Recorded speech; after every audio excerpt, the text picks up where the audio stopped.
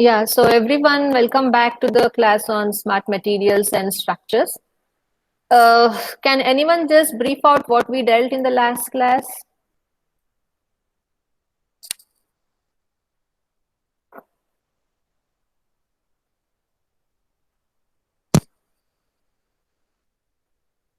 Anyone? Do you remember about the linear Lynchworm motor, what we studied?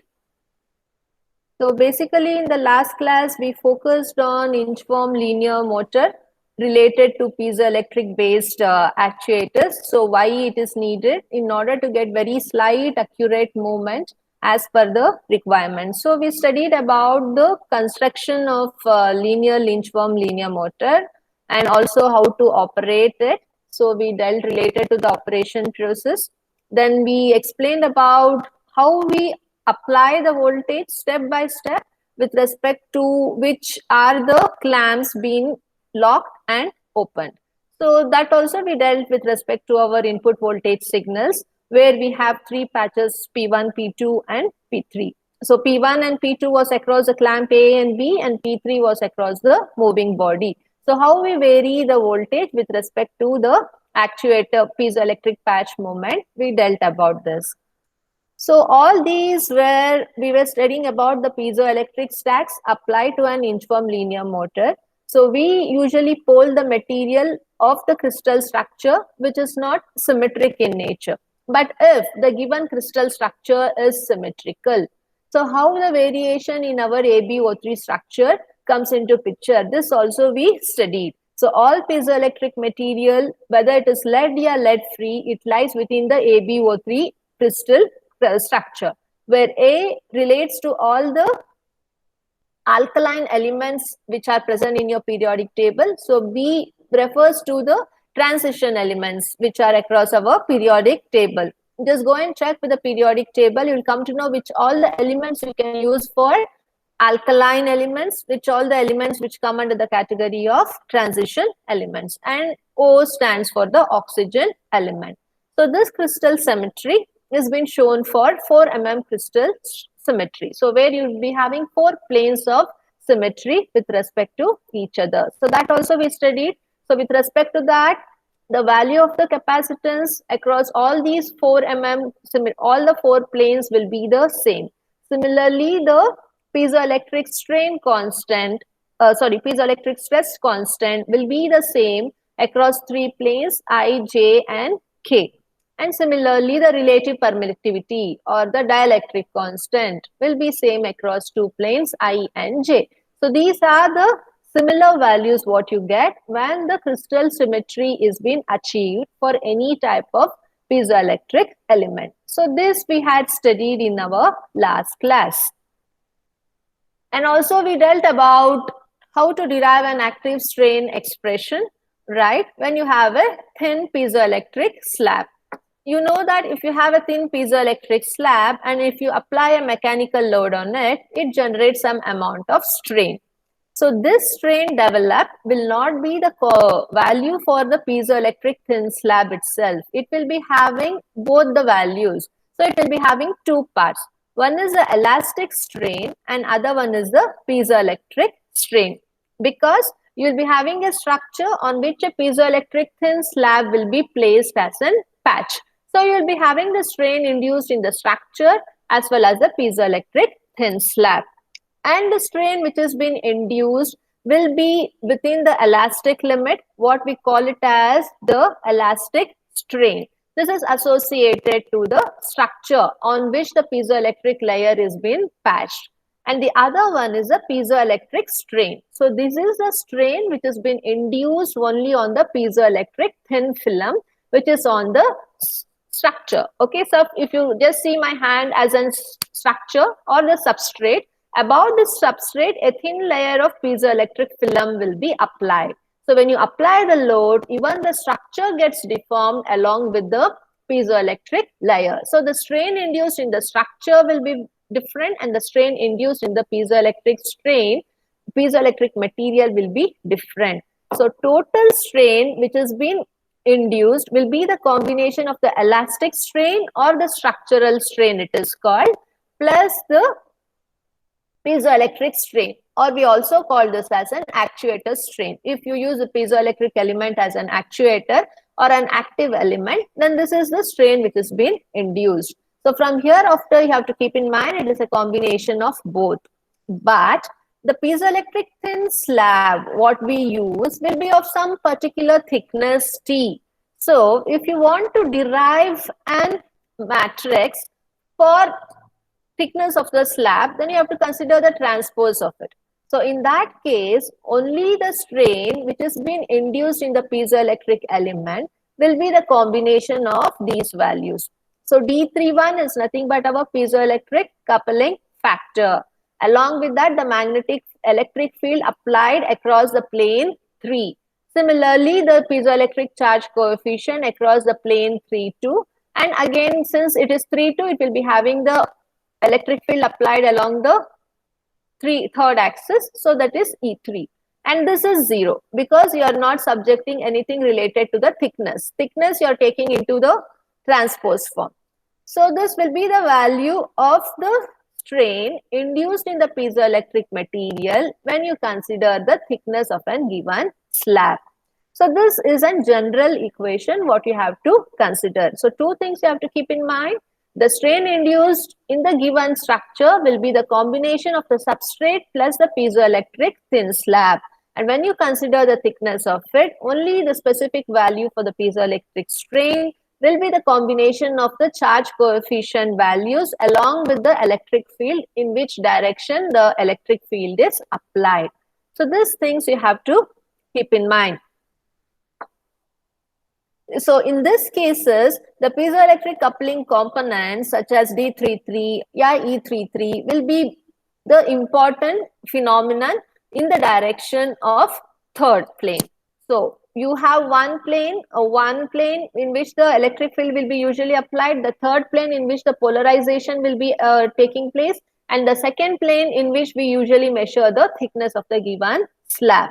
Okay, so these are the general things what you have to keep in mind. And lastly, if you want to generate strains along the given direction of a particular thickness of a particular specimen, it depends how the crystals are cut. Okay, so based on the required plane, whether you need an orthorhombic crystal structure, your rhombohedral, your tetrahedron, right? So it depends in which direction the crystal is cut. So based on that, the strain generated can be developed across that particular plane. Okay, so this is an general information about the active strain expression. So with all these concepts, you should now understand something called as what do you mean by the internally leveraged system. So in general, the leverage system, you know. So you get a particular leverage system when you exert a force by means of any lever mechanism, right? So now we are utilizing the same leverage system related to our piezoelectric material. In that case, you will be having the leverage system made up of actuators. Okay, so when we relate this to our piezoelectric material, then you should understand the actuators usually contain multiple piezoelectric elements. So with a single piezoelectric element, you cannot get the required work because you should get that much amount of voltage, right, to do some particular work. So here you have two effects. One is a direct effect and the indirect effect. So now you are using internal leverage system, means you need some mechanical displacement or deformation.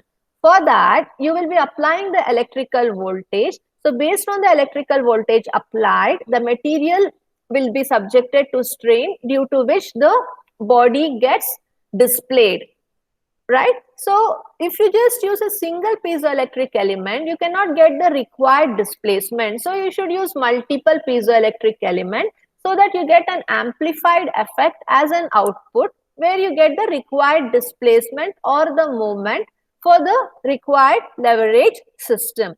Okay. So some simple example to achieve this is to make a piezo stack. So a piezo stack will be having n number of layers. A stack usually refers to n number of layers. So depending upon the amplified effect you need, you can pile up the piezoelectric layer 1, 2, 3, 4, 5 and clamp all together as a particular stack. Okay, so this will work out. So you should either try to get a piezoelectric stack where you'll be having n number of layers, which can also be called as piezoelectric wafers. So these are stacked together so that you will get the large deformation as required for the applied small amount of voltage. It should not happen like you're applying so large amount of voltage to get only a small amount of displacement. Then it is of no worth in using a piezoelectric actuator. So a piezoelectric actuator should be so active that with respect to the minimum voltage subjected, it should be able to give the required deformation. So that will be possible if you are piling up n number of piezoelectric element, because individual piezoelectric element cannot get or give the required large deformation. Okay. So as a result, this thing you have to keep in mind. So when it comes to the leverage system, basically you need and displacement due to the applied force. So that large amount of displacement could be achieved only if you make a piezo stack which consists of n number of piezoelectric wafers. With this, with a small input of voltage, it can give us the large deformations. So some of the configurations related to piezo-based leverage systems are rainbow, C-block, crescent forms. So these are the different configurations which are made based on the piezo material. So we have a number of piezo material. It could be PZT, lead-based titanium crystal structure, or it could be lead-free, such as KNN, yeah, BNT, yeah, BT, right? So based on how you mix and do the combinations, you can get the required different type of leverage systems. Okay, so these are some which are already being devised.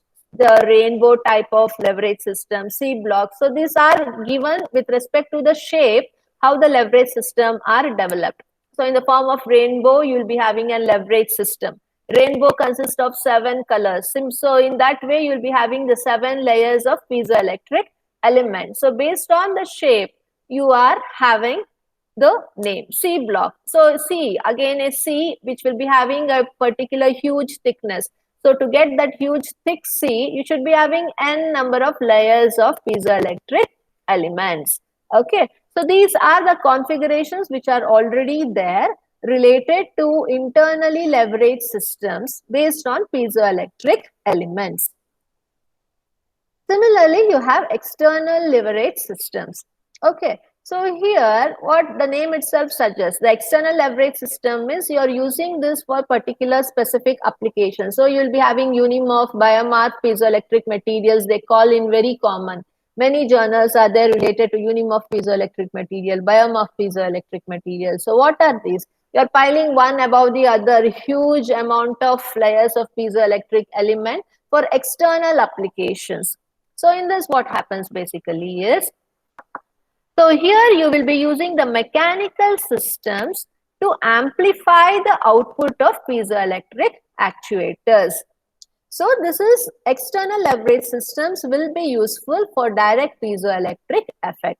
Means you will subject some mechanical load, your force, your pressure on the given piezoelectric stack so that it enhances the voltage which comes out of the piezoelectric element, right? So this is mainly for our direct effect of piezoelectric system. So you will be having here also n number of layers of piezoelectric. Here the layers of piezoelectric are called as unimorph. If you have a single patch of piezoelectric on the given structure, you call it as unimorph. If you have 2 layers, one above and one below, you can have, suppose if you have a substrate or a structure here, one patch of piezoelectric thin slab could be applied here and one patch could be applied at the bottom, or else both could be piled one above the other, or else you might be having a patch of piezoelectric element here and a tip mass here if you want to have an free movement like a cantilever.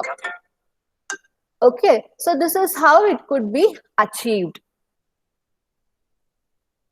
So we basically use externally leveraged systems for providing the output of the piezoelectric in the form of voltage, which is mainly for direct piezoelectric effect. And we use internally leveraged system for our indirect piezoelectric effect, where mainly we focus on getting the enhanced displacement. Is this clear between the leverage systems, students? Hello? Yes, ma'am. Yeah. Yes, ma'am. So kindly listen carefully, then only you can understand the concepts.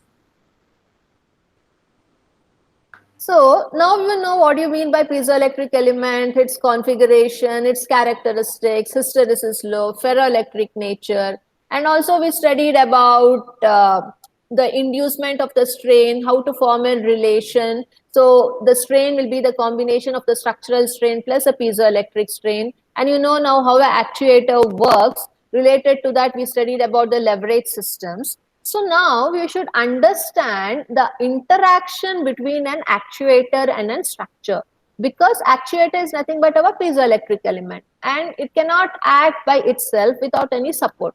So if this is your structure or the substrate, above that we should be adding an layer of piezoelectric, so which is called as a patch, which will be acting as an actuator or a sensor based on the application. So whenever we need some displacement, we use an actuator and not a sensor, because actuators are the smart materials which are active and which is capable of doing work. The sensor can just sense the data and transfer that instructions to the controller, and controller will provide the instructions and help the actuator to work accordingly. So you should understand what is the interaction which come across between the structure and an actuator. Yes, so that we will be studying. So how the effect of the strain comes into picture, that is the main focus here. So you will and should understand this. So let us start up with the interaction policy of actuator with the structure. So here what happens is you will be having a piezo element. So when you use a piezo element, the strain in the piezo actuator, what you get is a result of the superposition of the two components. Suppose you have a structure and you have an actuator, right? So the strain is induced in both the structure as well as the actuator. So the resultant strain what you get is due to the superposition of both the components. It is not the result of only the actuator. You should keep in mind it is the effect of both the structure as well as the actuator. So on the whole, it has two components in it, right? So in that, the free strain which is generated in the actuator or the piezoelectric element is called to be as a free strain. And the mechanical strain which is induced in the structure, and the mechanical strain, whenever we tell, that is the strain which has been induced on the structure in which the given actuator is resting. So you will be having two elements. You should be able to understand what you mean by piezo strain and what do you mean by the mechanical strain. So mechanical strain will be referred to the structure and piezo strain will be referred to our actuator, what we are using. Okay.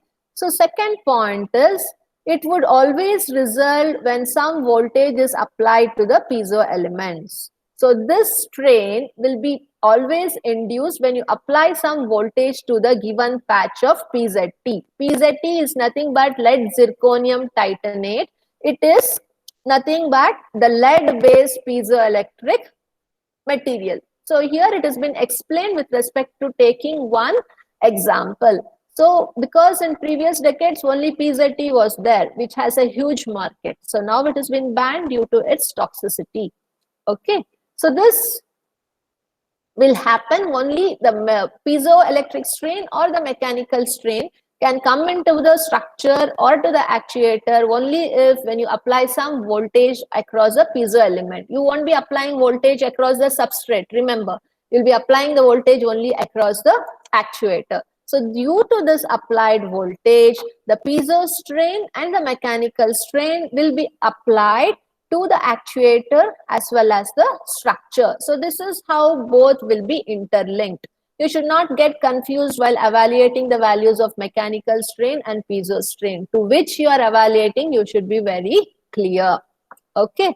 So the strain components will be usually of opposite sign if the actuator is to develop a force on the structure. So if the actuator develops some force on the structure, always the strain components. So you have a structure and you have an actuator. So if any strain component, the strain component of both will be opposite in nature. If the actuator is causing any force on the structure or the substrate in which it is resting, then the piezo strain and the mechanical strain both will be of opposite sign. Okay, so same thing now you can understand here. Before starting up, I just showed you the concept. So you should be able to know what you mean by strain. Piezo actuator strain is referred by the relative sigma to the suffix A. Okay, so this is a relative permittivity. So if it is suffixed with that of A, then it shows that it is the strain of the piezo actuator. Okay, so if it is just represented as a relative permittivity value with respect to P, then it is a free strain or the piezoelectric strain. So that you should understand. So now we'll come back to our diagram here. So here you can see you have a basic structure.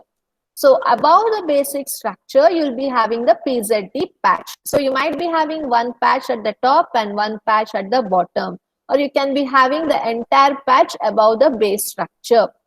So this is how you have to understand. So when you have a PZT patch, it cannot work by itself because the material will be totally dielectric.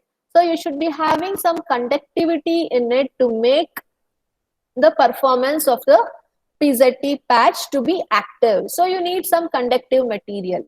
So that conductivity is achieved by adding some electrical conductive layer like silver paste at the top and the bottom. Here also at the top and the bottom you should apply. So this acts as an electrode, right? So when it acts as an electrode and when you subject some electrical field to it, it helps to absorb some amount of electrical voltage. So due to this, the deformation which has been caused will help in causing the required displacement and do the work, right?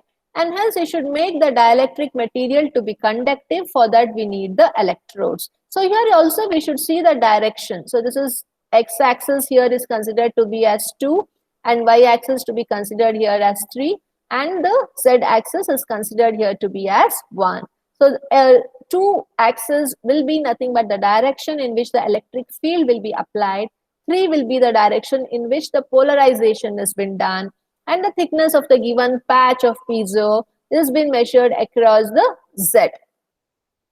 So after understanding this, you should now see that we are using this geometry to develop a force on the structure. So when you develop some force on the structure, it shows that the strain, the relative permittivity value, the piezoelectric relative permittivity value will be always greater than the relative permittivity of the actuator.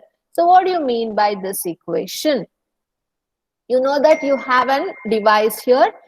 It has been developed to get the required displacement. So when you apply some load on it, so strain will be generated. So the strain induced, the free strain, okay, will be always greater than that of the actuator strain. The actuator strain will be bounded with respect to the restrictions because it is attached to the base structure.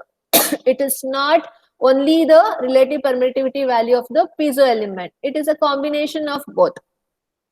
But when you speak about the permittivity strain, it is only the strain what you get based on the PZT patch. So this relative permittivity of the piezoelectric, which is called as free strain, will be always greater than that of the relative permittivity of the actuator. Okay, so this is a concept what we have to keep in mind while getting the equation. So based on the free strain, now you have one more equation. The free strain depends only upon the piezoelectric modules and applied electric field. So again, when you go for free strain, it is only the piezoelectric element. You won't be having a single layer of piezo element. So you will consist in piezoelectric device, which is nothing but it has n number of stacks, which is nothing but one module of piezoelectric. So that one module of piezoelectric will be having n number of layers. So the free strain, what you are getting depends upon the module of piezoelectric, how many layers of piezoelectric layer you have in it. So what is the number of the stacks you have in the piezoelectric module? So based on the number of layers of the stack, the free strain also can increase. If you have like around 15 layers of piezoelectrics, right? So that is called to be as one stack, then the free strain value will be different. If you have only 10 layers in the piezoelectric module, then the free strain what you'll be getting will be still reduced. So it depends upon the number of layers you have in the piezoelectric module, so that the strain generated will keep on varying. And also the strain generated will vary with respect to the applied electric field. So these are the two parameters on which the free strain depends. One is the piezoelectric module and the amount of electric field applied. So with the combination of these two, you can evaluate what is the strain, piezo strain or the free strain induced in the given device. So for that, this is the always the relation what we use, okay, to evaluate the free strain. So the free strain will be always equal to the voltage induced. Okay, so we will call this as D. So this is a displacement what we get across the desired plane into the voltage which has been applied across a PZT patch of particular thickness T. Because every piezo patch will be having some amount of thickness. So the amount of voltage which has been applied to that piezo patch depends upon the thickness of the given slab also, right? So that value into the displacement what you are achieving, because you apply the electrical voltage. So when you apply the electrical voltage, you are applying to a particular sample. That sample will be having some amount of thickness, right? So for the applied electrical voltage, you get some deformation, which is nothing but D. So that deformation depends upon the particular plane in which you are applying. So based on the amount of voltage applied and the displacement achieved, in that you can calculate the amount of strain induced. Okay, so this is only the free strain what we are speaking about. So the free strain mainly depends upon the voltage applied with respect to the piezo element, that is nothing but our piezoelectric module, and the amount of displacement what we are achieving. These are the general equations what you should be very thorough enough. Okay. So next, we just got studied related to the free strain. So along with that, you should now understand few other concepts. So the name free strain always reflects that no stress accompanies the development of piezoelectrically induced strain. So when you say that free strain, it is only the total value of the strain of a particular piezo element where the stress is not related either directly or indirectly, right, in any piezo element. So here we are just explaining with respect to an lead-based piezoelectric element, which is PZT. PZT stands for lead zirconium titanate. So when you think in the mind free strain, it is total strain of the piezo material without any relation with respect to the stress. Okay. So this is the thing what you have to understand. And in many applications, the polling axis of the piezo patch is normal to the surface to which the patch is bonded. So suppose you see, so this is the PZT patch, and the polling axis will be always normal to the direction in which the patch has been applied, because it mainly depends upon, you have to shift the, because every PZT patch will be having n number of molecules. It will be arranged in random. We have studied polarization phenomena early, right? So in order to get aligned in a particular direction, it's always very careful. You should be careful to identify the axis in which you will do the polarization. And the thumb rule is that always we select the direction of polarization perpendicular to that of the direction in which the patch is applied. Means it will be normal to the direction of the patch what you have applied. So that is the second thumb rule what you have to understand. And next is the electrodes are then on the surface of the PZT parallel to the structure. And you might be having doubt where the electrodes have to be applied. You can even make applying silver paste across these two surfaces, right? So if you do like this, it will be perpendicular to the structure because you are applying the electric field in the direction here towards x-axis. So with the direction of the axis in which you are applying the electric field, in the same direction you should apply the electrodes. Electrodes are nothing but the silver paste what you apply across the top and the bottom, and that should be always parallel to the direction in which the electric field is applied, and this direction will be always parallel to the base structure. So always you should apply the electrode across the plane in which the base structure is been aligned. Mean to say that the electrode what you apply which should be parallel to the base structure. So this is the second thumb rule what you have to understand. Okay. So then if you follow all these concepts, then the free strain, whether it is across 1 plane or 2 plane, it will be equal to the same value. Okay. So this will be nothing but D31 is nothing but the electromechanical coupling coefficient. Okay, electromechanical coupling coefficient will tell you what is the conversion factor from electrical voltage to that of mechanical energy, or from mechanical energy to that of electrical voltage. Since we are speaking with respect to actuator, we will take the output of the voltage. So you will subject the electrical voltage and get the required deformation, right? So this D31 will tell you the conversion factor. So by seeing the D31 value, you can see that how much voltage is usefully converted into the mechanical displacement. If D31 value is lesser, so then you can evaluate what is the performance of that particular actuator. So the good coupling factor value will tell you that it has a better capability to do the function and get the required displacement.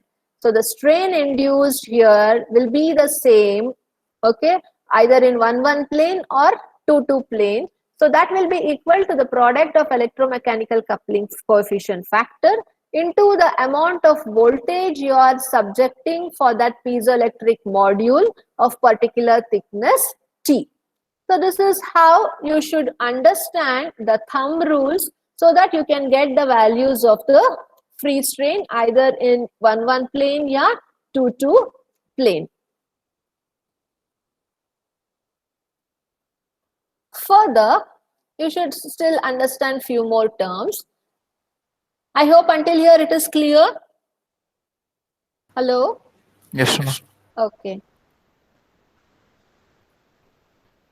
So further, the piezoelectric actuator is aligned with x-axis of the basic structure that I have told you already. Okay, this is the structure. The structure is aligned across the x-axis, and here the x-axis is named to be as 2. I have explained this already. Okay, so if you align the piezo structure along the x-axis, then the free strain what we get will be as shown in the equation 2.12. Okay, so yeah. So this will be the free strain what we will be getting. So this also I have explained. So the strain in base structure which has only mechanical component will be denoted by epsilon naught to the epsilon to the suffix s. So this in the beginning only I told. The mechanical strain which has been induced in the structure will be represented by epsilon to the suffix s. Okay. And apart from that, due to this deformation, there will be Young's modulus which comes into picture. Young's modulus always comes into picture when you have stress and strain factors which keeps on varying. So the Young's modulus of the base structure and of the piezoelectric actuator from here onwards will be represented by E suffix S and E suffix A. So if you go through E suffix A in future, you should be able to tell that this is the Young's modulus of the piezoelectric actuator.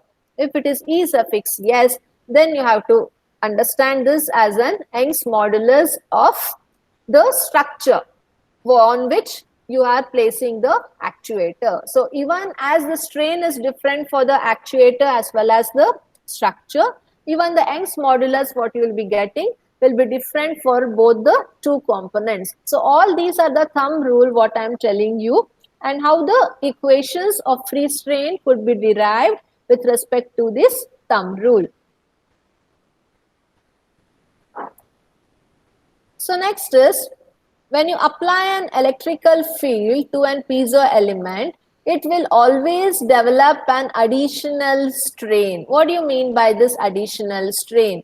Because it has been superimposed on a mechanical structure. Why? Because you'll be having a structure and you'll be having an actuator. So when you apply an electrical field across the piezo element, it will develop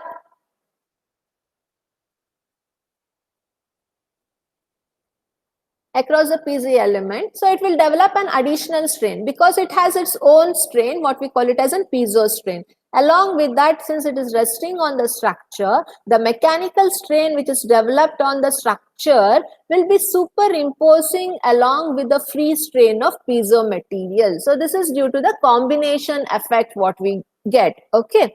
So that thing you have to consider. All this we are explaining because we are trying to get the interaction between the substrate or the structure with the actuator. So we are checking all the possibilities which can come into picture. So that things you have to keep in mind.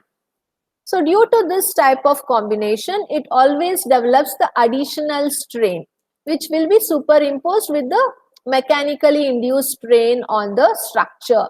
So what it helps in doing, so it results in discontinuity in strain across the actuator and structure interface. Okay, so this is the main thing you have to understand. You will be having piezo strain here, you will be having the mechanical strain here. Along with that, a superimposed strain comes into picture due to the additional strain which you get with the combination of the piezo strain and the mechanical strain. So this effect will help in removing the discontinuity of the strain between the structure and the piezo element. If there is no discontinuity, then you cannot bifurcate the free piezo strain and the mechanical strain. So you should understand, due to the superimposed effect, there will be no strain effect in between the interface. Interface is nothing but the surface, the top surface of the substrate and the bottom surface of the actuator, where it is interfacing with each other. So at that surface, there will be a discontinuity in the strain and there will be no connectivity across the surface of the structure and the bottom surface of the actuator, and hence it will be having a discontinuity in the strain. This you have to understand. So next is, the magnitude of this discontinuity will be always exactly equal to that of the free strain. Okay. So what is the discontinuity? What is the magnitude of the discontinuity which can come across in between the substrate and the actuator? Will be always equal to half the value of the piezo strain or the free strain, right? So this is the second concept what you have to understand. And it is always independent of any mechanical loading or deformation. And this magnitude of discontinuity in the strain what you achieve is always independent of the mechanical loading what you are getting or the deformation, because even the structure gets deformed due to mechanical strain and the actuator gets deformed due to the piezo strain. So this magnitude of discontinuity which happens between the structure and the actuator is totally independent of the deformation which is taking place either in the structure or in the actuator. So this is the next concept what you have to keep in mind. And next is, the sign of the mechanical and the piezoelectric component of the strain cannot be or may not be the same. Okay, I also told you it depends upon the direction. So mechanical strain and the piezo strain could be of opposite sign convention, and sometimes it could be of same convention. It is not necessary that both the signs will be always the same. It depends upon the direction in which it is having the movement and in the direction in which the electrical field has been applied.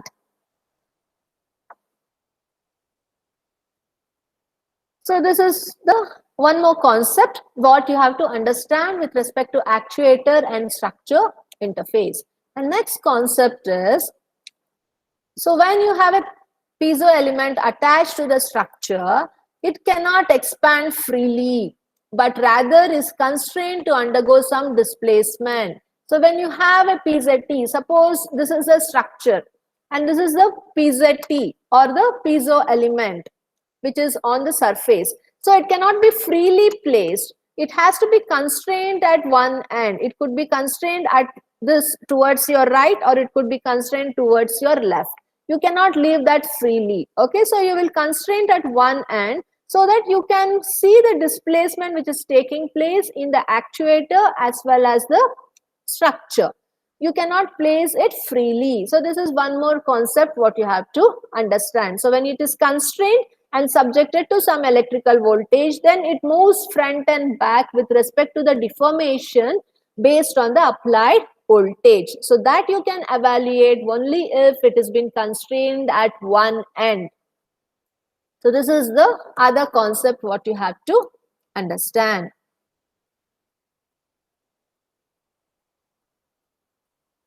So in that case, when it is constrained at one end, the structure will be subjected to tractions.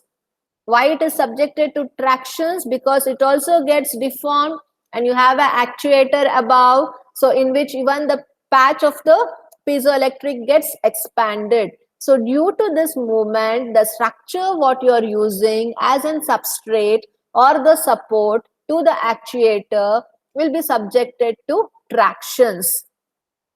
And the traction which has been generated will be in the direction of the expansion of the patch. Suppose if you have a structure and you have an actuator, if it is constrained at this end towards your right and you apply electrical voltage, then the traction will be generated in the structure due to the deformation which come across in the actuator. If the actuator is displaced, is deforming in this direction, okay, means it is moving in towards the left, then the traction which has been developed in the structure also will be in the direction in which the displacement of the actuator is happening. Suppose if you have a structure and you have an actuator and the actuator is constrained towards your left. So if it is constrained like this, then what happens when you apply the electrical voltage, then the actuator will move towards your right. Right? So then the traction which is generated in the structure also will be towards your right. So it depends upon the direction in which the actuator or the PZT patch is expanding. So this is one more concept what you have to understand. So in this case, the net strain which is in the structure and the actuator will be in opposite sign. I told you the strain which has been generated in the structure and the actuator could be same or it could be different. Okay, so when you have the expansion in the same, when you have the expansion of a piezo patch, you will be having the traction in the same direction. Due to this, the strain which has been generated in the structure will be in the opposite direction to that of the strain induced in the piezo patch.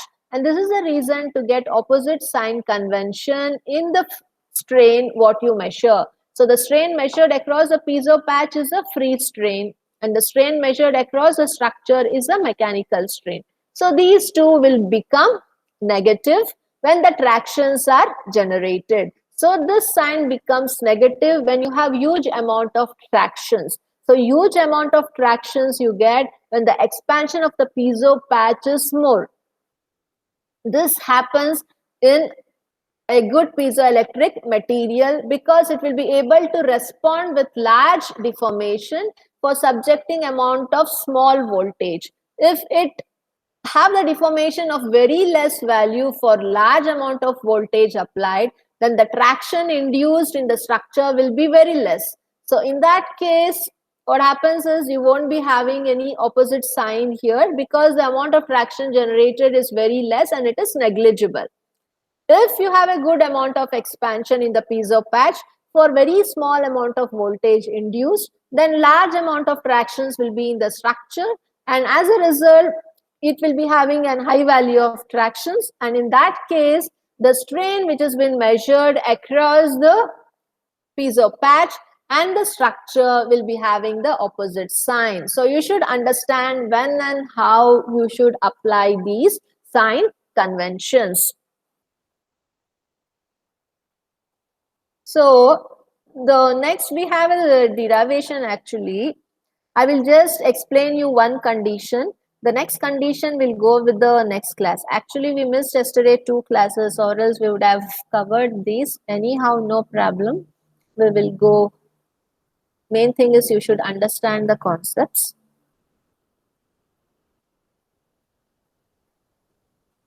So now you have understood the interaction between the actuator and the structure.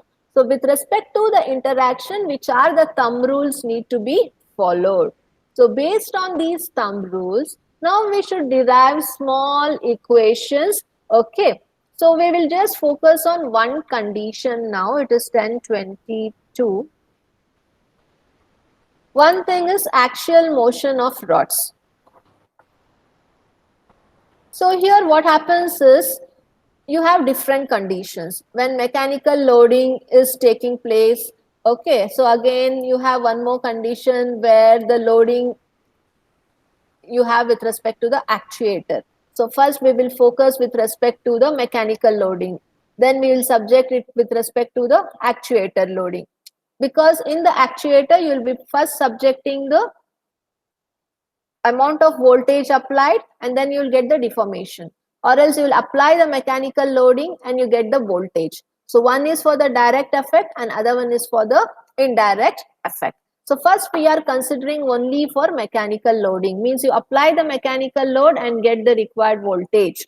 Okay, so this is with respect to the axial motion of the rods. So why motion of the rods comes into picture here?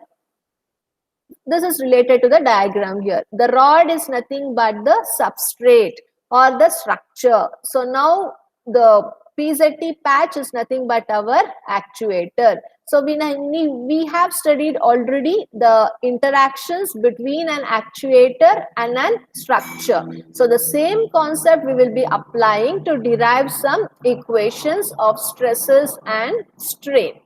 Okay. So in that, the first condition is related to the mechanical loading.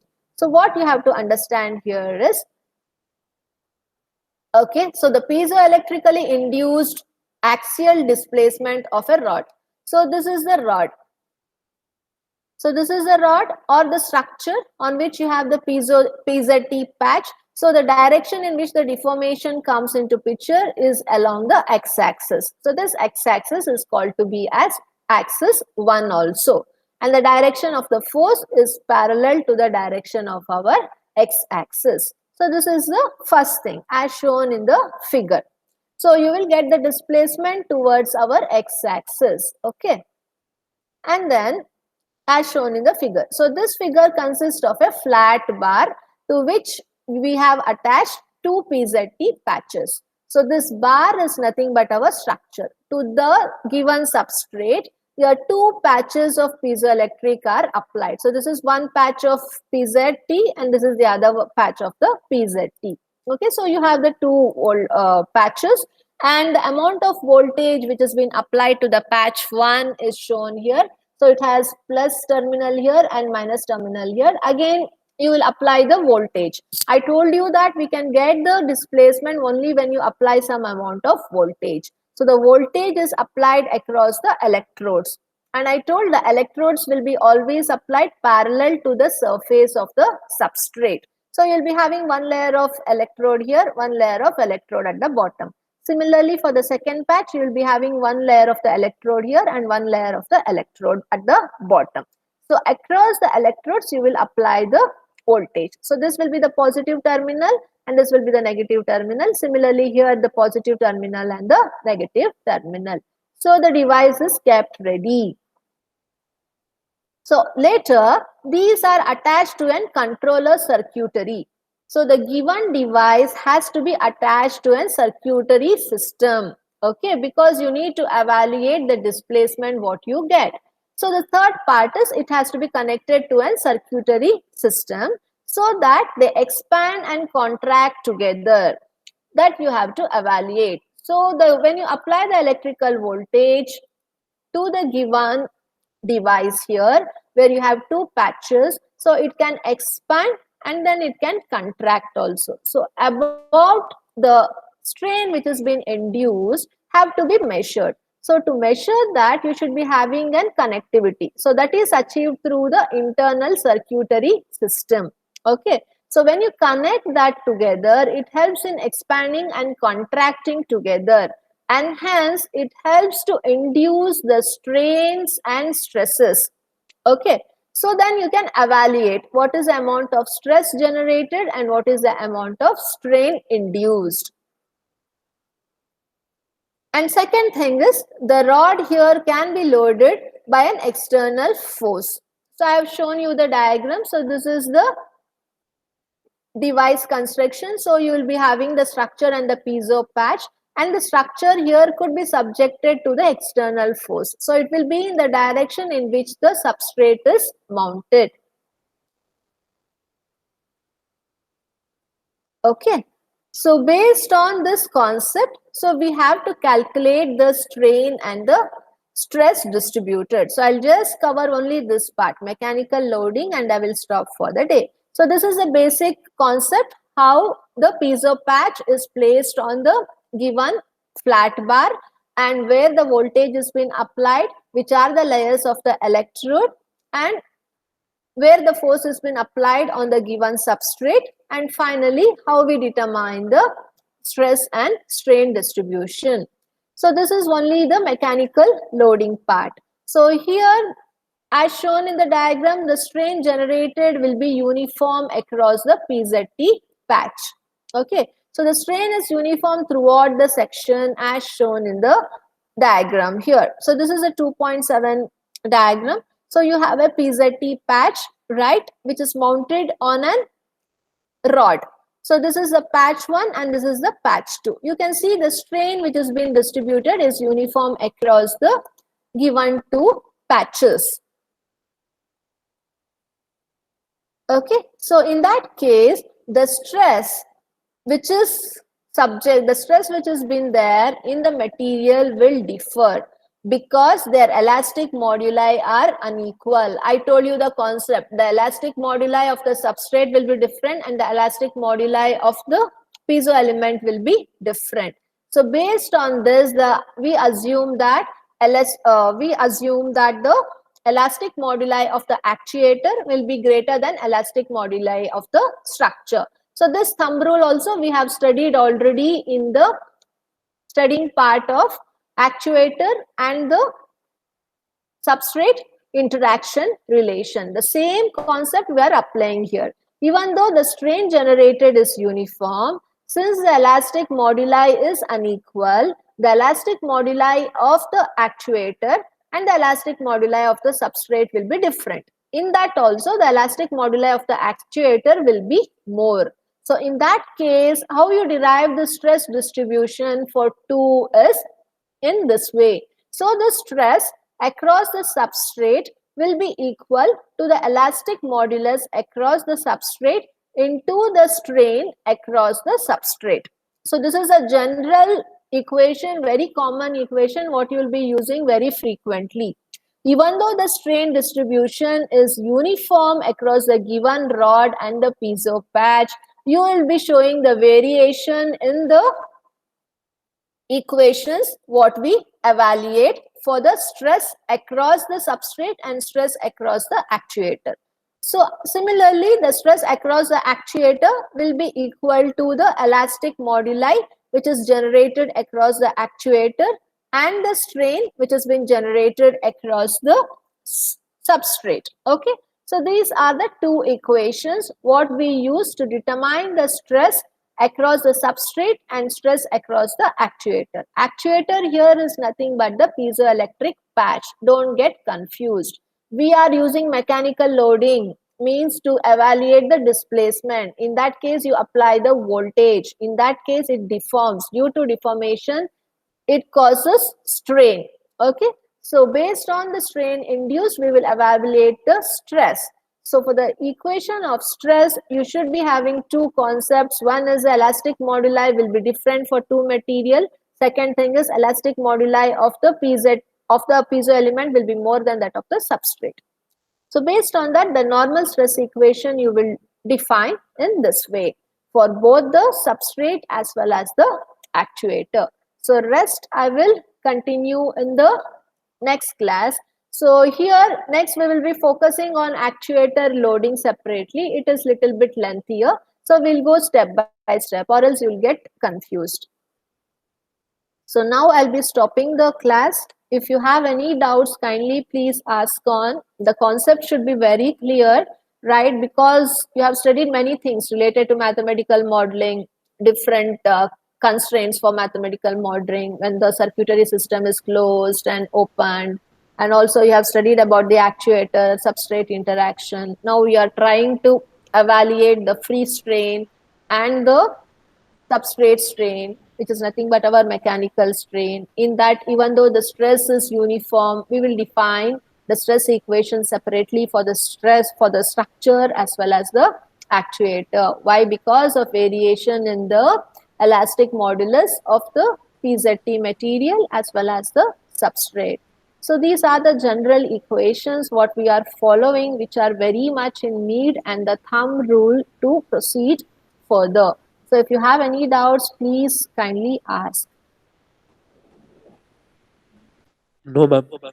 No doubts? Is it understandable? Yes, ma'am. Yeah. Yeah. Okay. So everyone kindly answer the attendance. Sandesh, Yes, ma'am. Mithun, Yes, ma'am. Danush, Yes, ma'am. Mohan Ambal, Yes, ma'am. Sukrut, Yes, ma'am. and Sri Harsha is in your batch only, right? Yes, ma'am. Yeah, no, this time I could not see him, and even the list which has been provided from the office, in that also his name is not visible. So I just asked for an confirmation. And one more thing, after some time I'll be posting a quiz related to the last class. So you kindly submit it on time. I'll be scheduling a minimum of 15 minutes. So within that, you please try to complete the quiz. So in the next class, we deal with specifically for actuator loading, how we determine or evaluate the stress distribution and the strain distribution with respect to the piezo patch and the rod, which is nothing but our structure. So for evaluating these equations very clearly, you should be knowing the thumb rules, what I explained you today related to the actuator and structure interactions. So once that is clear for you, we have one more Bernoulli module what we have to do it. So that we'll do further. So once that is done, that will complete our module 1. It is a huge syllabus of 10 hours. So see that you concentrate and do well. You will get some numericals also. We need to practice some numericals as well. We would have covered many things. Yesterday we just missed up. Any other internships you have in future? Or it is done? Still, it's there, ma'am. Still, we are processing over it, ma'am. Okay, like how many days you need to go still? Are the days been decided? Yeah, how it is? As per the syllabus, it is mentioned we have to do for 6 weeks, ma'am. Okay, okay. 6 weeks continuously you have to do it. That could not be done either on Saturdays like that. That's what, ma'am. We have to confirm with that with related to company things, ma'am.